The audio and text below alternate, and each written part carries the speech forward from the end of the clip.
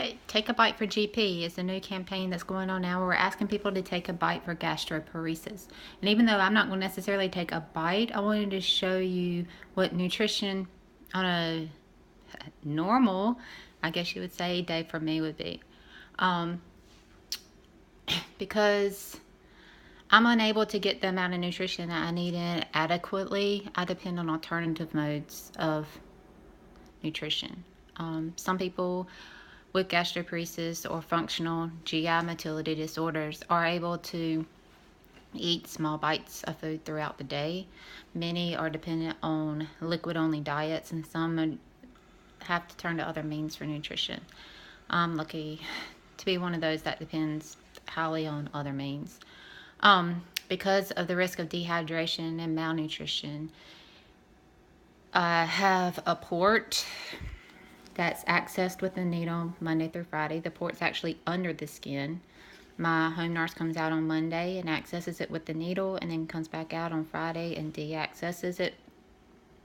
Have to be very careful, keep it sterile and keep it dry, because it does increase the risk of infections. And it has the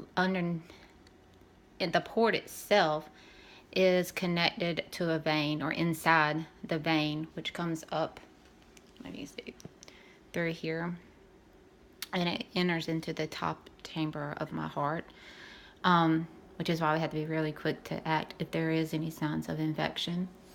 I have right here, sorry, the lactate ringers, which I have through IV 3 days a week for my fluids, so I don't get dehydrated, since I have problems with my hydration. I also have a feeding tube. I have formula that comes through a tube that is pumped into my system all day long from morning until night. The tube is connected. It's got two parts. Sorry. The one part, sorry, trying to do this here.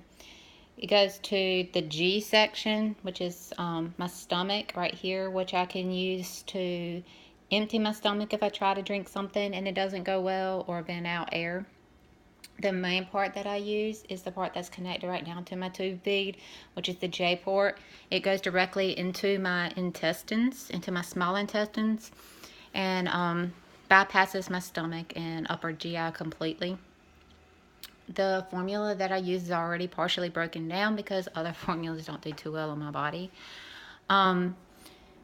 So most of my nutrition, hydration goes through my veins. The J tube to receive my formula for nutrients. My small intestines does what it can to absorb what's put in there. But then, since I no longer have a colon, I had to have it removed due to it no longer functioning either, colonic inertia. Everything that goes in my system eventually comes out through my lovely ileostomy bag, which thankfully is hidden underneath the clothes, as is my J tube and my port most of the time. So basically, once in a while I can get something in to drink or get a bite here or there. Usually face consequences after it, but majority of my nutrition goes in my small intestines and then right back out of my small intestines. So this is why we're asking people to take a bite for GP, to try to help get better resources out there, better research, better treatments, because right now there's nothing else that can really be done. There's very few medicines which carry harsh side effects, all of which did not do well with me. So please help us by either taking a bite for GP and sharing your picture or video, making a donation to either IFFGD at www.iffgd.org, which is the International Foundation for Functional GI Disorders, or AGMD. I do not know the website off the top of my mind for that one, but that is the Association for GI Motility Disorders.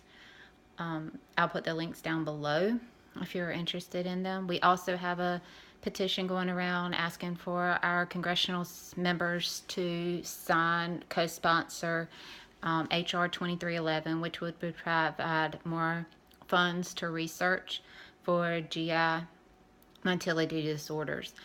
So thanks for your help. Appreciate it.